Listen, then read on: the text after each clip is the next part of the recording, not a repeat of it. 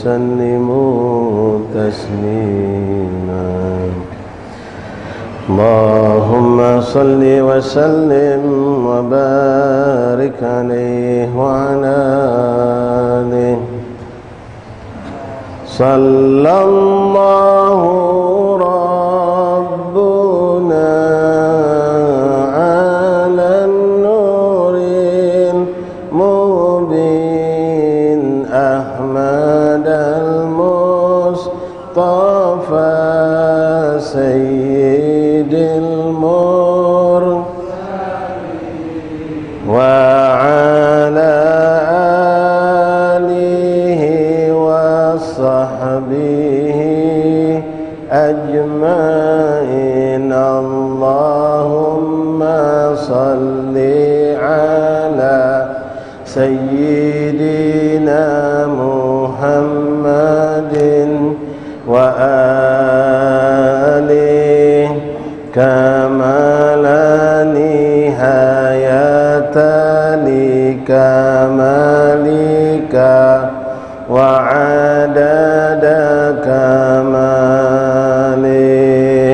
صلى الله ربنا على النور أحمد المصطفى سيد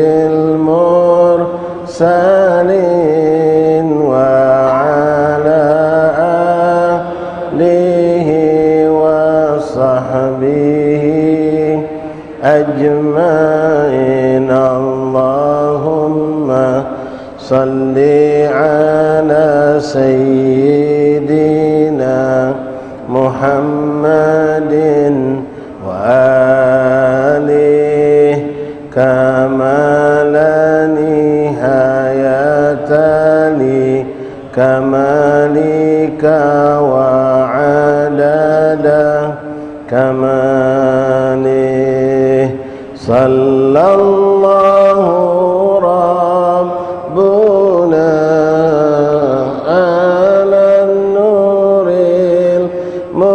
المبين أحمد المصطفى سيد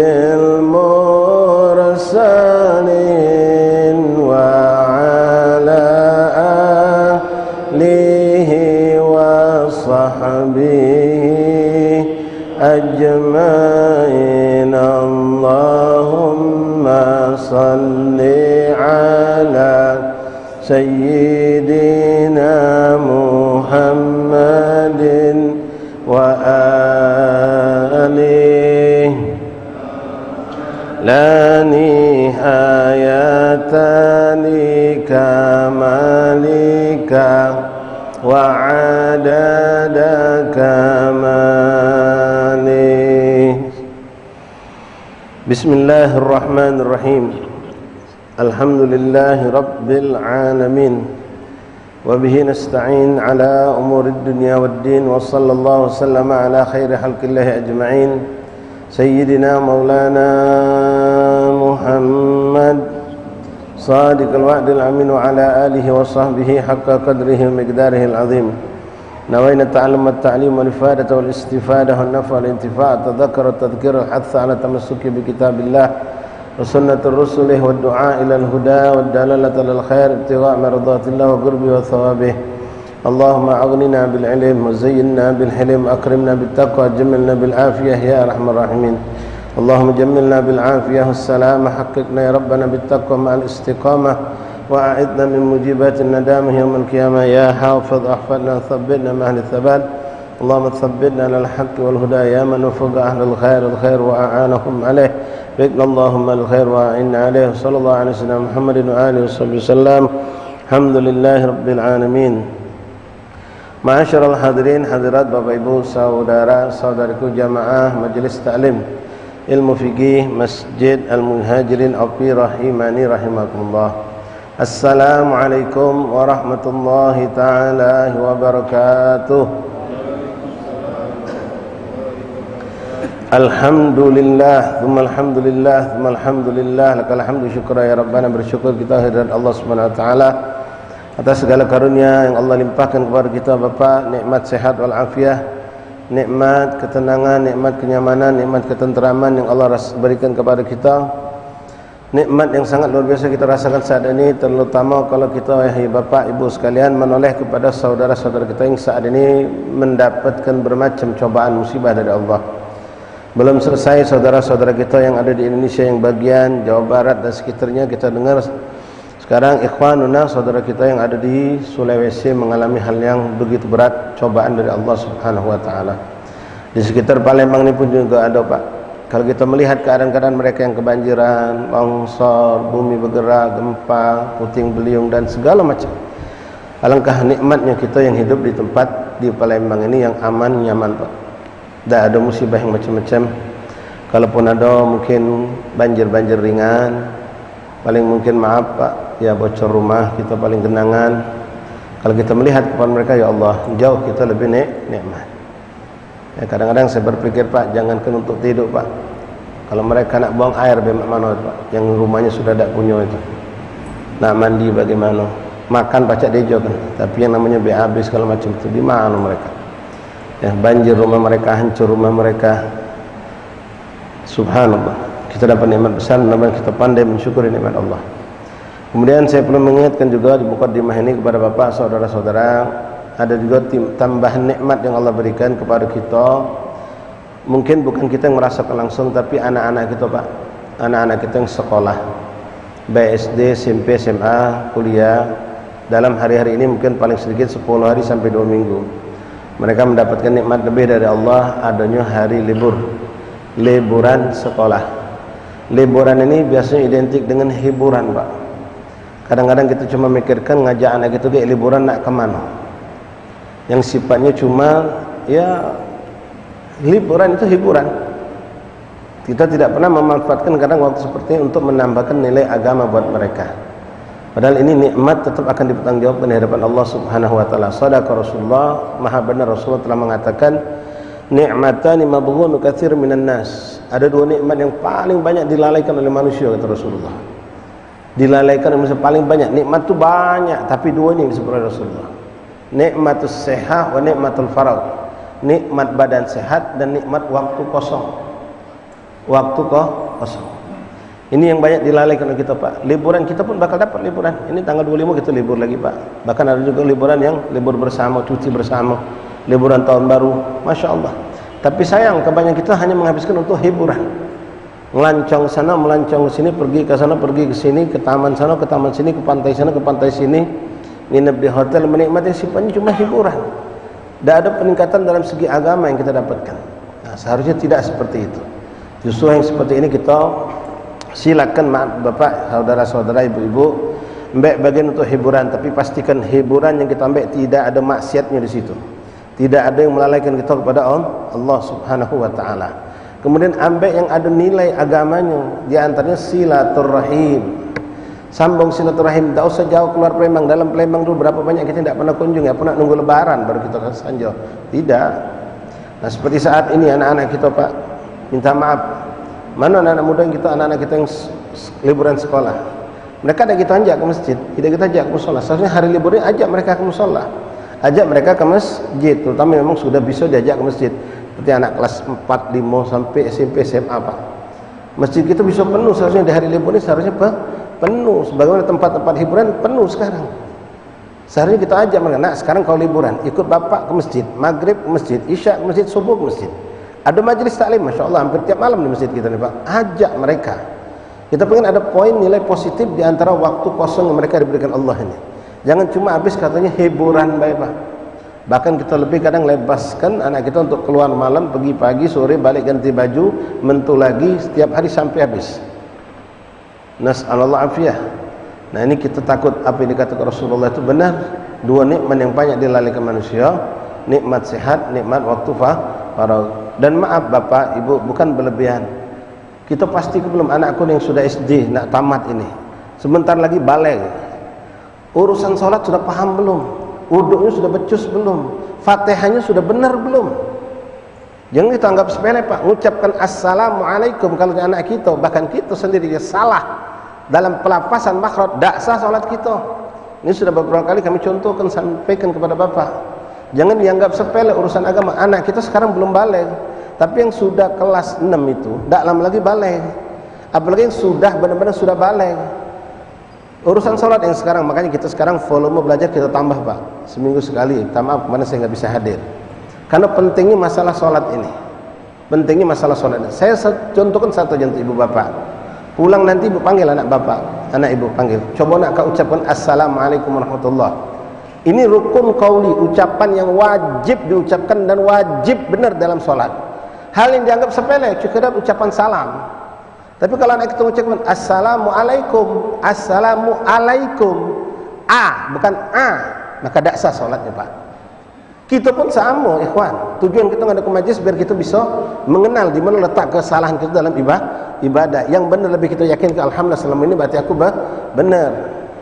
Sekarang masalah seperti itu, hal yang sepele. Pernah tak kita panggil anak kita, coba nak aku pengen dengar kau baca Fatihah. Kalau kita sendiri mungkin ngerasa aku tak menguasai Fatihah yang sebenar-benar, bawa ke ustaz, sekalian niat silaturahim. Di sini ada guru ngaji, di sini ada guru-guru kita banyak, ustaz-ustaz.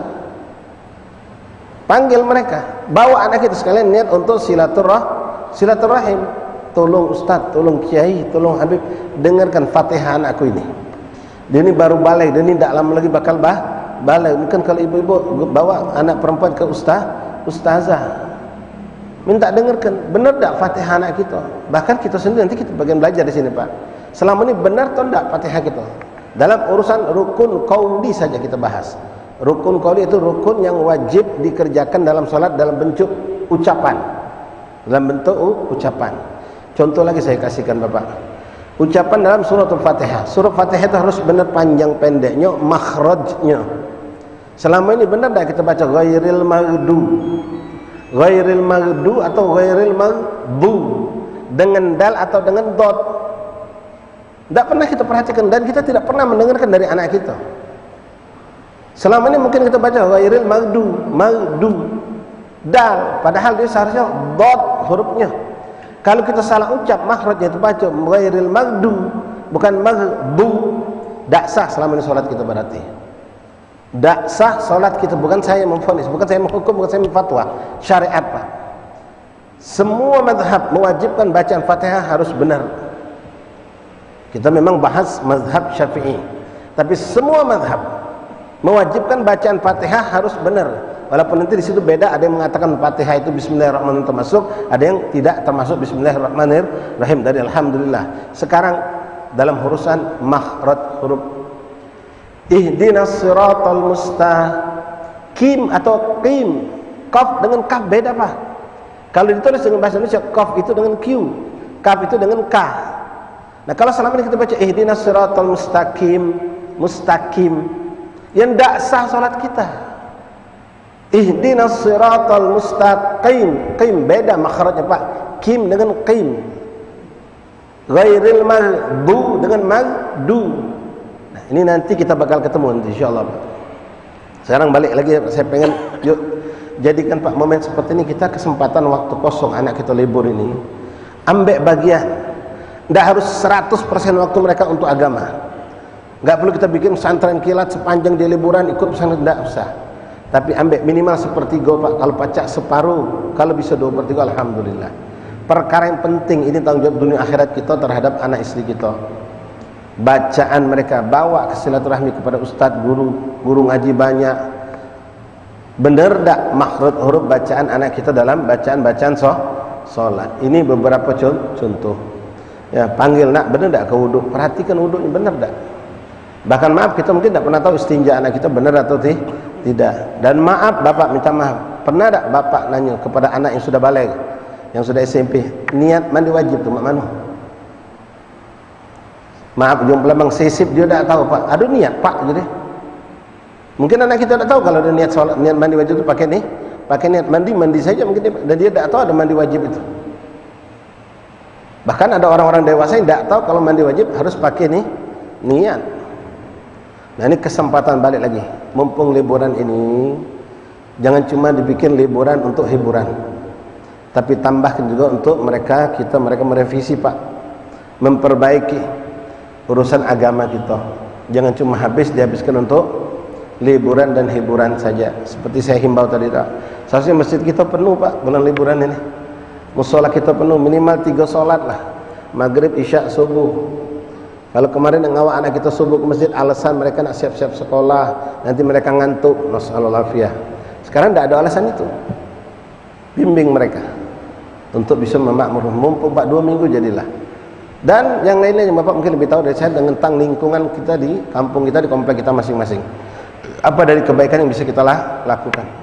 Bikin hiburan silakan, bikin permainan dan boleh silakan, tapi ingat tadi tidak bersentuhan dengan apa yang dilarang oleh syariat Allah, tidak bersentuhan dengan maksiat dan kelalaian. Masyaallah ahbab rahimani rahimakumullah. Kemudian sebelum kita masuk, mudah-mudahan waktu kita berkah ya Allah. Di depan kita nih Pak ada beberapa hari-hari besar. Hari-hari besar. Cuma kebanyakan kita nih tahunya hari besar itu ya maaf bukan punya kita galau Pak. 2 hari lagi Natalan, bukan punya kita jelas. Tahun baruan juga bukan punya kita Pak. Tapi ada satu yang harusnya kita tahu dan tidak banyak umat Islam tahu, perlu dikasih tahu. Ada satu lagi momen besar di depan kita. Ini sekarang tanggal 20 malam 21 bulan Jumadil Akhir. 9 hari lagi kurang lebih itu bakal kita jumpai satu malam yang luar biasa. Dan 9 hari lagi juga bakal didempui oleh manusia sedunia ini malam yang mereka anggap luar biasa juga, malam tahun baru. Wallah Pak, untuk umat Islam tidak ada suatu nilai luar biasa malam tahun baru itu Pak. Jangan dianggap saya terlalu ekstrim atau selalu keras masa tidak. Jelas-jelas itu bukan ajaran Islam menyambut tahun baru, bukan ajaran Islam. Tidak ada Allah, Rasul ataupun ulama menganjurkan kita menyambut tahun baru itu, walaupun maaf di garis bawahi tanpa maksiat. Walaupun tanpa maksiat Allah tidak pernah nyuruh kita menyambut tahun baru. Sampai begadang jam 1 malam Pak, nungguin jam 00. Kalau pakai logika akal cerdas, maaf Pak, jangan tersinggung Pak, bengak itu, lolor itu, apa yang dia tunggu? Kalau malam Lailatul Qadar boleh kita begadang Pak, nak sampai jam 2 malam labas, tak apa sampai subuh lagi jadi. Sekarang yang kita tunggu selama ini jam 00, ikuti manusia sedunia. Yang kita hasilkan apa dari itu Pak? Tidak ada sama sekali. Buang waktu begadang. Yang kita takutkan, maaf Bapak, nanti di yaumil kiamat kita bakal ketemu Allah. Allah bakal tanya Bapak, kau pernah begadang sama anak bini kau, bahkan kau keluarkan modal untuk beli makanan segala macam, untuk apa? Untuk menyambut, ikut mensyiarkan syiar, bukan syiar aku kata Allah, syiar non Islam, syiar orang Kristen. Lalu Allah bertanya, pernah tak kau kata Allah bangun begadang sampai jam 1 malam jodoh Allah sama keluarga kau untuk ingat aku, berzikir nyebut nama aku, baca Quran kalamku, bersalawat kepada kekasihku? Apa yang kita jawab Pak? Tak pernah kita ngajak anak bini kita begadang, jangan ke sampai jam 2 malam, jam 11 pun tak pernah. Ini kita untuk satu yang sia-sia sampai jam 1. Kadang sampai anak kita yang kecil Pak sudah ngantuk-ngantuk, kita bangun ke kaget, nak tunggu dikit lagi, ya Allah. Bukan Lailatul Qadar Pak, ini tunggu nih Pak. Kalau kita mundur sedikit keluar dari daerah ini Pak, merenungi, ya Allah benar nih, apa yang ku gawekan ini Allah selama ini, minta maaf ya. Untung tak kate, faedah tak ada, ajaran agama tidak ada nganjurkan sama sekali, bahkan merugikan lagi ada. Kita cuma menganggap kan besok libur, maaf Bapak, berapa banyak masjid mushola sepi. Nangis masjid Pak. Biasa Bapak bisa bangun malam, tak bangun malam. Nah, satu malam besar di mata Islam yang insya Allah kita temui. Ini sering kami sampaikan di majelis-majelis, mungkin sebagian Bapak sudah sampai. Malam awal Rejab, malam pertama tanggal 1 Rejab. Ini malam berkah dalam Islam yang harus kita sambut. Rasulullah mengatakan khamsun layalin la turaddu fihinna doa, ada 5 malam dalam 1 tahun yang tidak tertolak doa, kata Rasulullah. Doa pasti mustajab, diterima Allah. 5 malam itu yang pertama disebut Rasulullah Lailatul Awal min syahr Rajab, malam pertama bulan Rajab. Subhanallah Bapak, kalau tidak kata perubahan, tidak meleset, tanggal 1 Rajab ini, malam pertama Rajab ini berbarengan dengan malam 1 Januari Pak. Ini kabar datang dari Rasulullah. Rasul mengatakan kepada kita, ibu, bapak, malam awal Rajab, malam yang doa kita tidak tertolak. Sekarang sudah dua gambar ini, Pak. Kalau saya boleh katakan, asyabul shimal, ashabul yamin, asyabul shimal.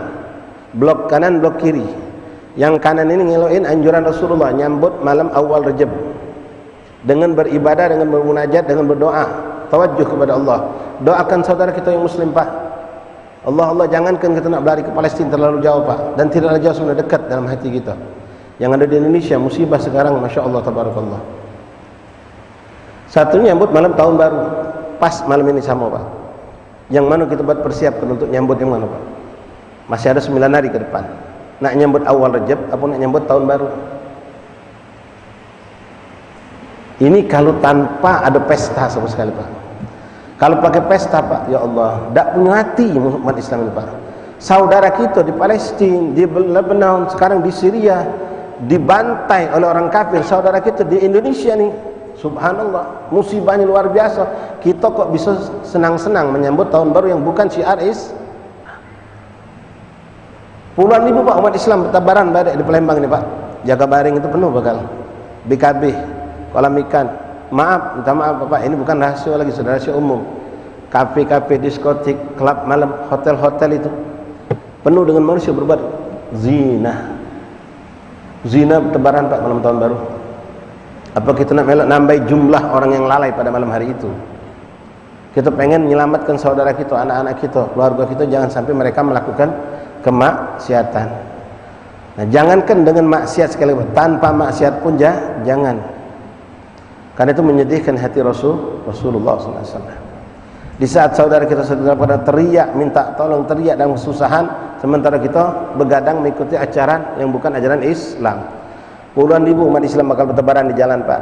Saya nanya, Bapak, kemana orang Kristen? Kumpul di gereja mereka. Malam tahun baru mereka duduk di gereja, Pak. Misa Islam mereka, berdoa, berzikir mereka dengan Tuhannya. Sementara yang ngembek, ini adat milik mereka umat Islam, dengan mabuknya, dengan narkobanya, dengan zinanya, dengan segala macam kemaksiatan. Belum lagi mereka yang belamburan di jalan itu, Pak. Wallahu alam, salat isya yang sudah apa, belum salat subuh, bagaimana keadaannya, bukan?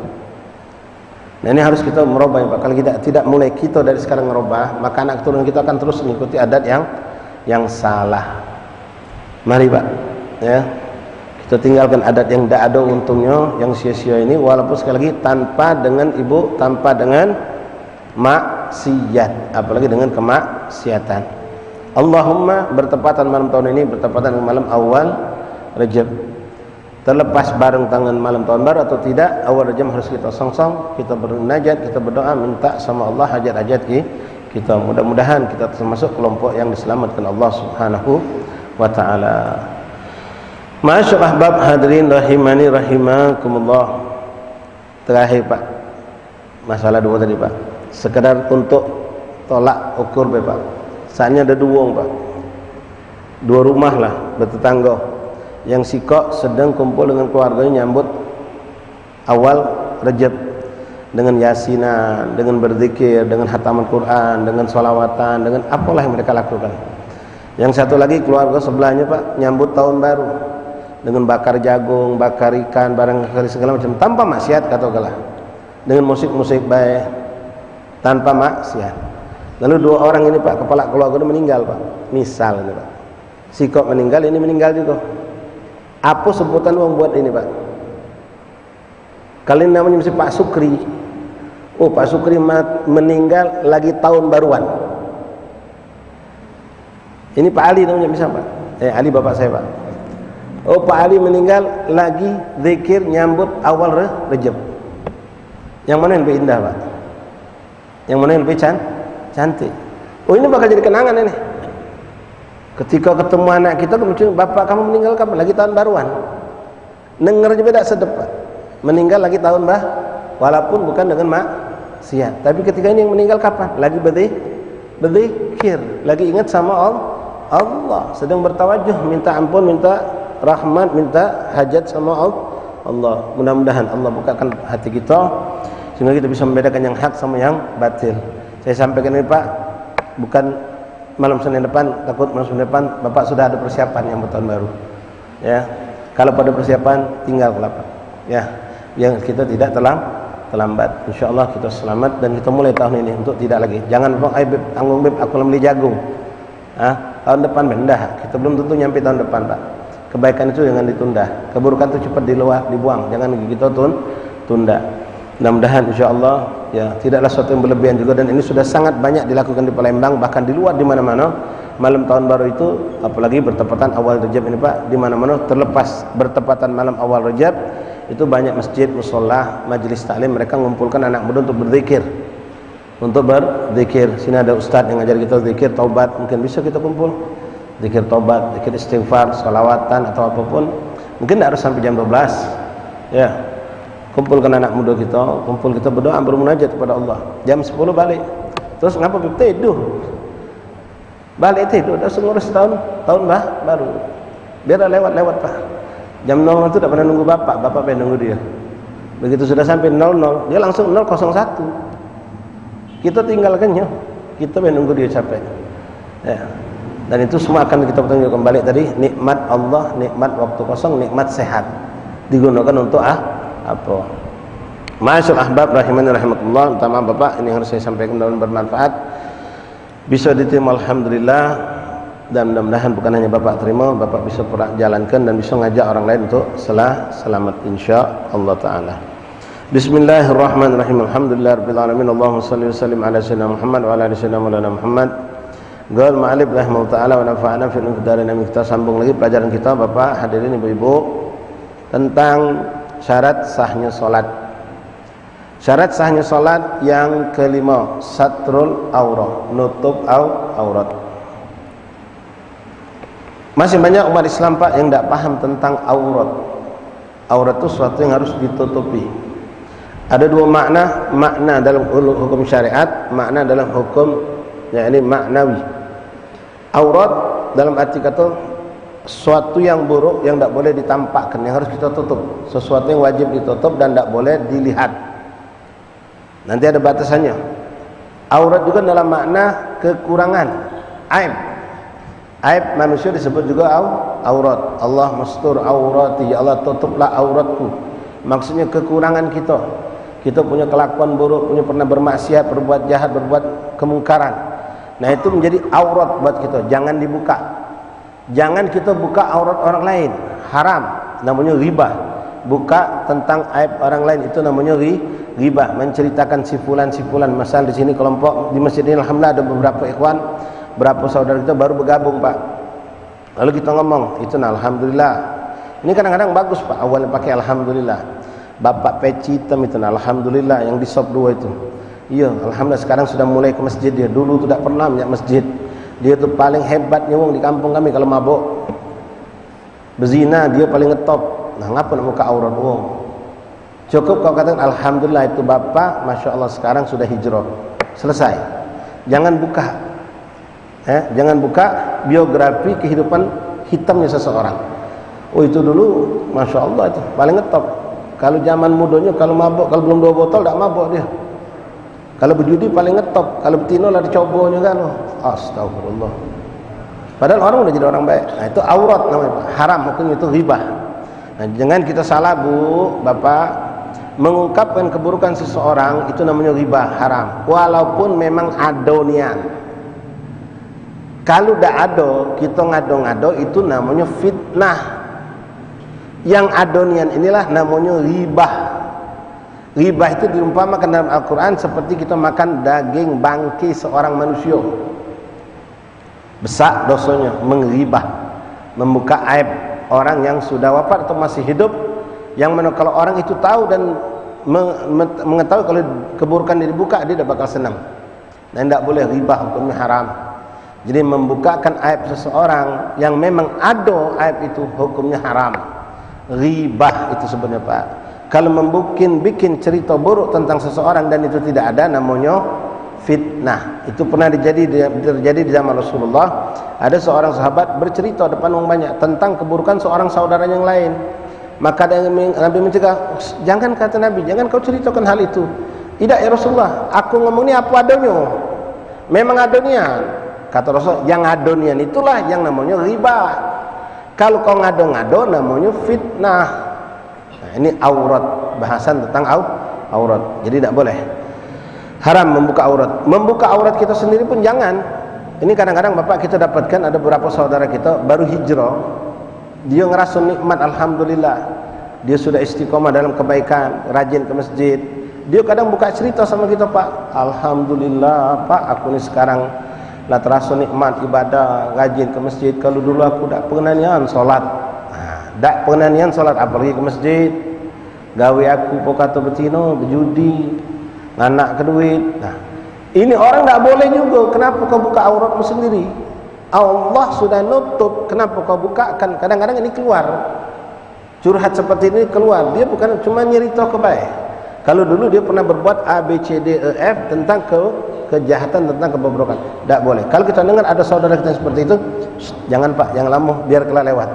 Aku dah tahu, biar ada tahu, jangan sampai aku jadi tahu. Nah, itu tidak boleh. Jadi buka aurat orang lain tidak boleh, buka aurat sendiri juga tidak boleh, haram. Ya, haram hukumnya Pak. Nah, sekarang kita bahas aurat yang namanya aurat jasad, badan. Aurat laki-laki dan perempuan di dalam solat dan di luar solat. Ini perlu kita ketahui, karena banyak umat Islam tahu di dalam solat tapi di luar solat dia tidak tahu. Yang kita bahas memang dalam solat. Aurat seorang laki-laki kita bahas dulu Pak. Aurat seorang laki-laki di dalam solat, ma baina surrah war rukbah, antara pusat sampai lutut. Jangan salah Pak, Bu, ya. Ini Bu, walaupun aurat laki-laki harus paham, karena kadang-kadang anak laki-laki kita yang tidak paham atau suami kita mungkin tidak paham. Aurat laki-laki itu dari pusat sampai lutut, bukan pusat lutut di depan, muter ke belakang auratnya Pak. Ini kita sering saksikan orang sholat pakai sepan. Boleh tak? Boleh. Dia badannya tegap atau agak gemuk Pak, pakai sepan jin atau sepan dasar, pakai baju kaos atau kemeja. Dimasukkannya rapi Pak, baju kaos tadi, pakai sepinggang, sholat, Allahu Akbar, rapi. Tapi begitu dia rukuk, Allahu Akbar, baju ini naik ke pucuk, celana turun ke bawah. Maaf, sempaknya kejinguan. Tambah lagi ketika dia sujud, baju nambah naik lagi ke pucuk. Kalau di depan rapi, tidak bergeser, tapi belakang terbuka. Apa hukum salatnya? Batal. Nah, orang seperti itu kadang-kadang pas kita deketi, kita kebetulan di belakang, kita lihat. Kita habis sholat, dia dekat, Pak, minta maaf Pak. Kenapa? Bapak ini sholatnya, minta maaf Pak ya, mungkin tidak sah Pak. Loh, kenapa tidak sah? Aurat Bapak terbuka. Mana aja dia? Langsung dia, mana aja dia? Depan baik dia. Bukan belakangnya yang terbuka, bukan depan. Nah, belakang ini aurat juga Pak. Jadi sekelilingan pinggang ini, pas pusar tarik ke belakang. Makanya kadang-kadang sering kita saksikan orang yang sholat pakai sepan, seperti itu kondisinya Pak. Bajunya ngantung, tidak sampai panjang, lalu atau pakai baju kaos, ketika dia sujud, ketika dia rukuk, aurat itu terbuka.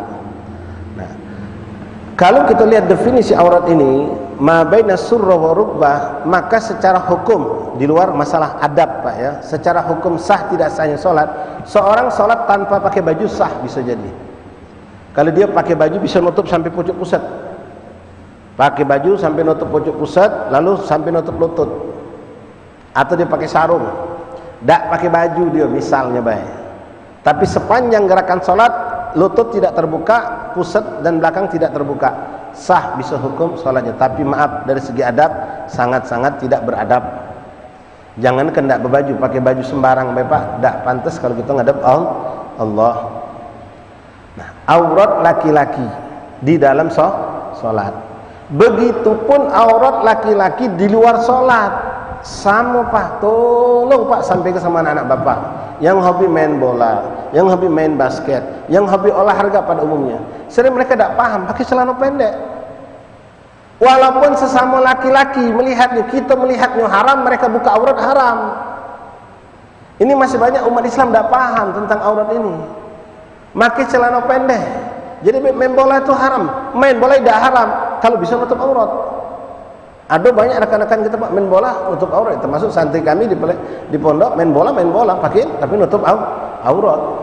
Sekarang bapak saksikan banyak nih, walaupun ya sebenarnya belum pas, tapi lumayan, mungkin ibu sering lihat banyak sekali pemain voli muslimah pakai jilbab, pakai celana, pakai short panjang di sampai ke bawah. Walaupun itu sebenarnya kurang tepat masih pak, mana ngepres masih badannya. Cuma itu nutup aurat. Ya, kalau dari segi nutup aurat, masalah ngundang syahwat lain lagi itu pak. Nah, jadi aurat di luar sholat untuk laki-laki sama antara lutut sampai pusat. Ini terhadap siapa? Terhadap semua orang, laki perempuan, laki atau perempuan, termasuk terhadap muhrim. Kita sama anak-anak betina kita pak, sama anak-anak kita jangan buka paha walaupun di rumah pakai celana pendek, tak boleh. Tak boleh. Maaf, ini hukum. Yang boleh lihat aurat kita sepenuhnya hanya pasangan hidup kita, istri kita. Istri terhadap suami, suami terhadap istri tidak ada batasan aurat. Plus, tidak ada sebenang baju pun, rambut apa, kain pun yang dipakai boleh. Suami boleh memandang dari atas kepala sampai ujung kaki.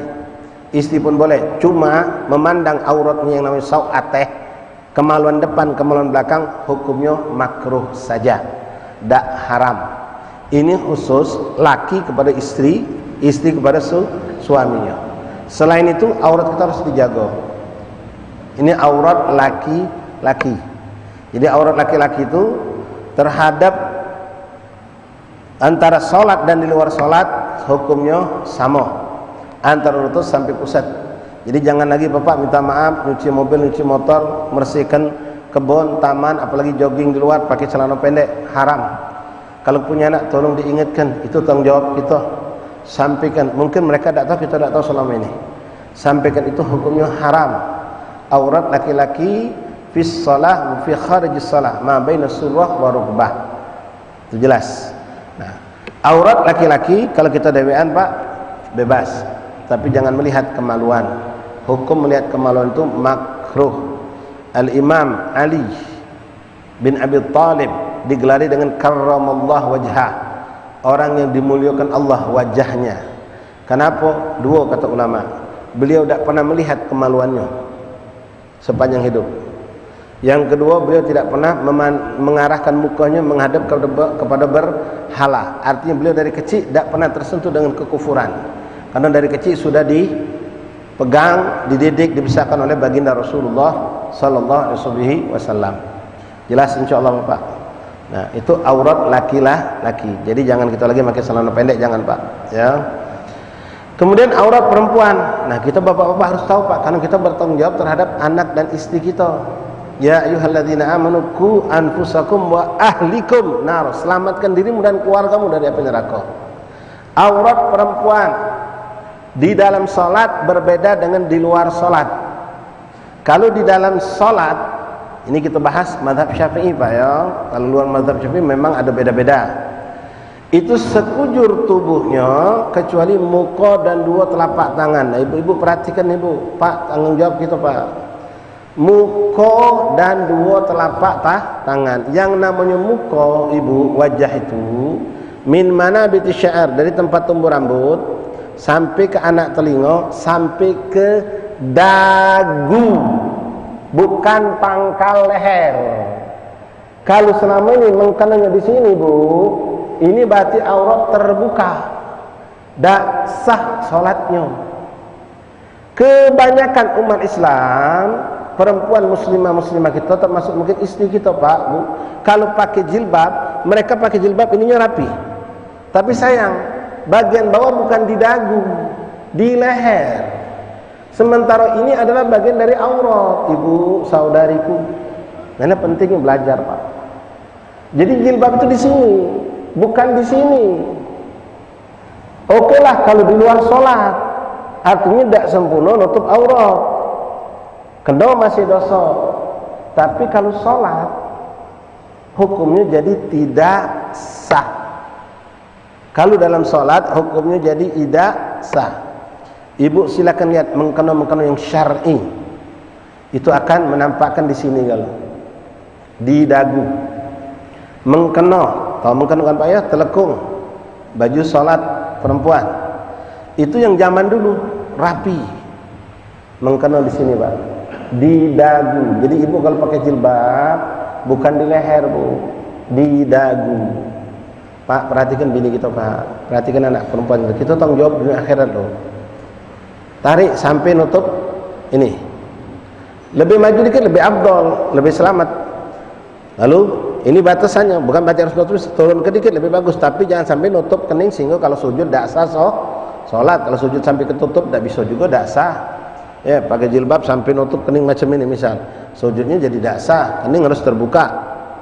Nah, aurat perempuan di dalam sholat sekujur tubuh kecuali muka dan dua telapak tangan. Ini wajib dibuka. Maaf, termasuk yang hari ini mereka pakai cadar.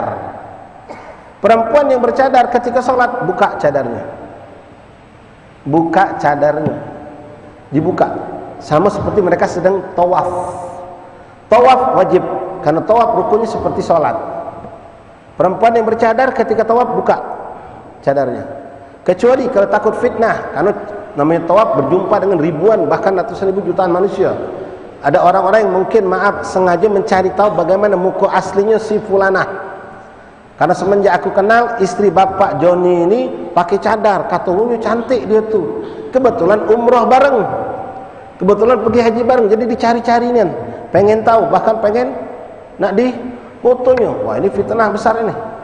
Nah, ketika tahu seperti itu, maka si perempuan ini ketika haji, ketika umrah, di saat dia keluar untuk tawaf itu, karena tawaf itu tidak boleh nempel mukanya, tidak boleh ketempel sesuatu, tidak boleh ketempel. Kalau cadar kan berarti nutup, maka dia boleh memakai cadar, tapi seperti ini, Pak. Dia pakai penyangga seperti ini, boleh dipakai nih. Jadi cadar itu jatuhnya di sini, tidak nempel ke muka. Atau lebih gampang lagi, pakai topi yang ada padnya. Nah itu. Jadi cadar itu tetap menutup mukanya sehingga orang-orang yang memang punya niat buruk untuk melihat kecantikan mukanya itu tidak bisa melihat. Dan dia tetap bisa melaksanakan rukun tawaf dengan sah. Nah, itu trik kalau memang kebetulan istri kita pakai cadar. Tapi kalau dalam sholat, ya sholat di rumah, sholat di masjid, seperti sekarang kalau Ustaz Muhammad, kita pisahkan perempuan di belakang, mereka bukan, tidak ada yang lihat. Ya, wajib terbuka. Nah, kemudian dua telapak tangan. Dua telapak tangan, ini Bu perhatikan Bapak. Yang namanya ini bukan telapak tangan ini. Ini sudah masuk lengan. Kalau ini bagian terbuka, tidak sah sholatnya. Kalau perempuan pakaian begini, ketika mau sholat, begini kan Pak, kelihatan rapi. Tapi pas ngangkat tangan, kadang-kadang ketarik. Nah, kalau sudah ketarik, ini kebuka, tidak sah. Makanya dulu mengkena wong dulu, sekarang pun masih yang memang syar'i Pak. Mereka seringkali ditambahin kain itu sampai nutup ke sini, dipanggil kolongan, sehingga kain itu tidak turun ketika mereka bergerak, ngangkat tangan itu tidak bergerak. Adapun ini Ibu, Bapak, khilaf ulama. Ada yang mengatakan termasuk wajib ditutup, ada yang mengatakan tidak. Kalau kita mampu tutup. Makanya mengkano yang syar'i itu biasanya di sini ditutup juga. Lalu ada congkolan, kain tambahan seperti cincin, dia nyambung ke mengkano itu Pak, sehingga gerakannya tidak sampai terbuka.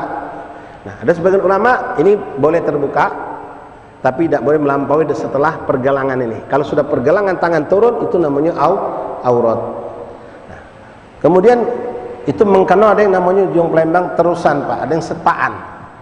Setaan itu di bawah pucuk beda, bawah kayak ada sarung, atasan. Nah, perempuan kadang-kadang ini banyak di mushola masjid saya perhatikan, panitia atau pengurus masjid itu cuma nyiapkan tapi tidak memperhatikan sah tidak sahnya mengkano itu. Kadang sebagian ibu-ibu kita, mereka pakai baju lengan pendek. Misal di rumah Pak, pakai baju lengan pendek. Lalu mereka pakai yang setaan, atasan sama bawahan. Ketika mereka sudah mau sholat, yang bawah ini harus ngelombok atau melembang. Kaki itu ketutup benar-benar. Ketika dia sujud dipastikan tidak ada kelihatan kakinya. Jadi dilebihkan benar, kain bagian bawah itu dilebihkan. Ketika dia bergerak sujud tidak ada tampak sama sekali kakinya kelihatan dari belakang. Nah, yang jadi masalah kalau yang model setaan tadi, atasan bawah Pak, ketika dia mau sholat ini ngelombok rapi, tapi pas dia ngangkat tangan begini, dari depan kelihatan ini. Kadang-kadang kalau dia ngangkat tangan tinggi kelihatan tangannya. Nah, ini apa hukumnya? Tidak sah sholatnya.